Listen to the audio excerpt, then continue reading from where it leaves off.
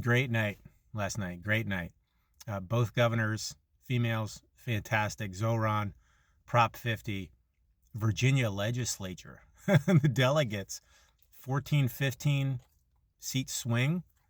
If you look back to right before Trump came down the escalator in 16, I think it was the absolute reverse. And they've slowly been losing delegates there in Virginia.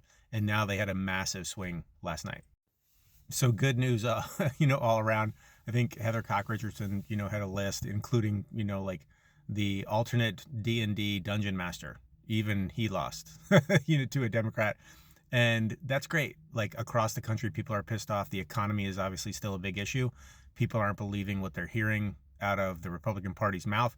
They completely own it. The Republican Party owns this economy, and people are paying more. And that showed in the polls.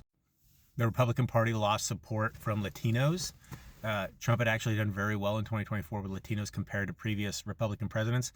And that has shifted, not just the economy, but obviously the way that the Republican Party is treating Latinos in this country. And they made them pay for it in the races that they voted in. So great night for Democrats. And obviously they're still in a bit of disarray. They don't know what the face of the party is. Is it going forward and lowering costs and more to the left, which I would say center of a more social movement where everybody gets their fair share and billionaires pay their fair share? Or is it more of kind of like a centrist move where you had with the governors, with Abigail and Mikey, they're a little bit more centrist. Still Democrat, which is always a positive, but a little bit more a little bit more centrist. So where do we go as a party? And they're going to figure it out over the next year. What the Republican Party is going to do is they are going to put the scare on, because the midterms are the big prize. This is the race that can affect the Republican Party's plan and policy. If we take the House, if we take the Senate, obviously it's a huge dink in their armor and cuts them off at the knees. So what are they going to do? They're going to make people fucking scared. They're going to make them absolutely fucking terrified.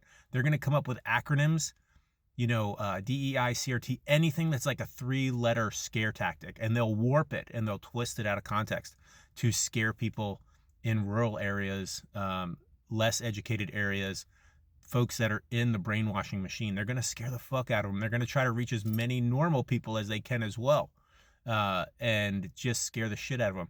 The economy isn't going to really help them, although I could see a bunch of companies that are beholden to the Republican Party suddenly decide to start lowering prices before the midterms and be like, oh, look, the economy is doing great, because they're hoping you forget that they inflated the fuck out of the prices in the first place and they were making tons of profit under this administration. So they give you a little bit of a price break and you're still paying way more than you were.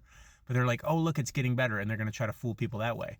They're going to try to fool people into the whole, like, everybody on the Democratic side is a communist, so you shouldn't vote for them. And they're going to point at, Zoran and be like, that guy's a communist. Fox News was doing it all last night. And, the Red Scare, now they call it the Red Apple, and they had him holding a sickle and all this shit. They're going to do that, right?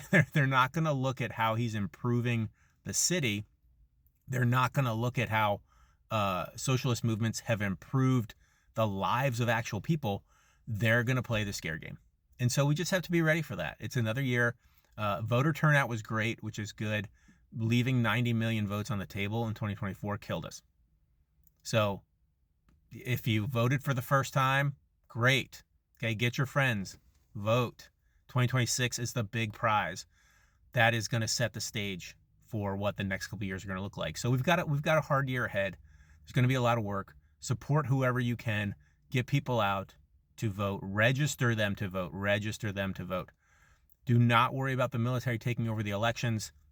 They will try some dumb shit. This is Trump and the GOP. They will try to some dumb shit to say like, oh, we have to control our elections now because of such a threat. Nobody took over elections after 9/11, right? They'll play that game. There'll be a lot of bluster. There may be attempts, but in the court of law, they'll lose. And we will have elections. So please act accordingly. Okay?